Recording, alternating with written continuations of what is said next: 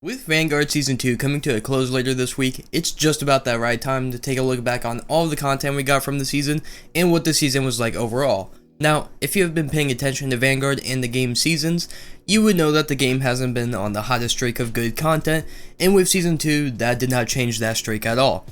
I think starting off, if you look at that roadmap that we got for Season 2, it looks like a lot of content and it looks fairly big. The problem, however, is that if you actually look at it and into the content with it, you realize there's only really two good things that came out of the entirety of the season. That, of course, being ranked play and the Whitley LMG.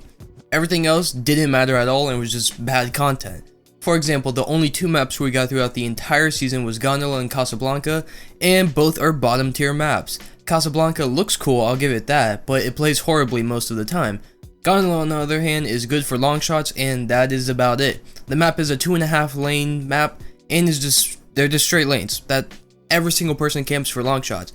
And the craziest part is that this map isn't even the best for long shots. So in reality, it's a map that you would normally skip every single time, but if you need long shots, you'll take it so you'll stop getting Eagle's Nest in the rotation. And while on the topic of bad content as well, we also got Arms Race with the season, which is a wannabe Arms Race from Cold War that only has one map, and it's incredibly boring after the second playthrough. But that's not all with Arms Race. We also got an SUV for that mode later in season that was advertised for the launch of Season 2. Just to really show how bad the season was and how lackluster the content was, a car was advertised on the roadmap that didn't even come out at launch. But other than that though, the only other meaningful things I guess would be probably the Battle Pass. Like always, 99% of the Battle Pass content was just filler, but I will say that Tier 100 skin was fire. Everything else though, filler and useless. Zombies got updates, but if you can honestly find me one person that has been into zombies for a while and played zombies before and tells me that Vanguard Zombies is really good, then I'll start covering it. But until then, I will simply just be skipping over every update for zombies. Oh, also, did I mention the bundles with this season? Surely I mentioned the bundles, the only good content in the game behind the $20 paywall. And I'll say, this game does have some pretty good bundles despite how bad the game actually is. I think the main one that we all saw was a Snoop Dogg bundle that was pretty good and honestly kind of worth it for $20, I won't even lie. Just not for Vanguard though. If it was for Cold War, I honestly probably would have bought it. But moving on, we also got a ray gun looking skin for a bundle that it was a reactive skin, I guess. It just changes after every kill you get, and it honestly was pretty cool. And we also got a bunch of other cool bundles as well, all for that sweet price of $20. But hey, I mean, at least they look cool in the shop section when I'm going to be window shopping, because I will not be buying anything for this game. But other than that, that was all the content we got from Season 2. Nothing really that meaningful, but how did Season 2 hold up in general despite the lack of content? Well, I can easily say all the bug fixes and tuning did make the game more enjoyable and less annoying, but the game still sucks.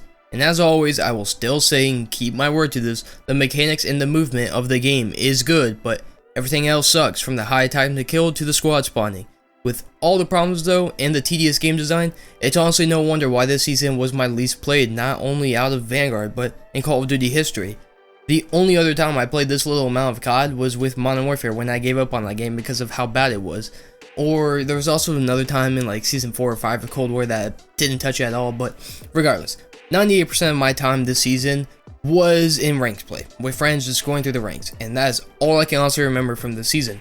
Playing pubs was forgettable because of how boring it was, or how I probably just got off first game because I have little Timmy screwing up slide cancels, shooting my body with the wrong MP40 class, and just me not really wanting to play that at all.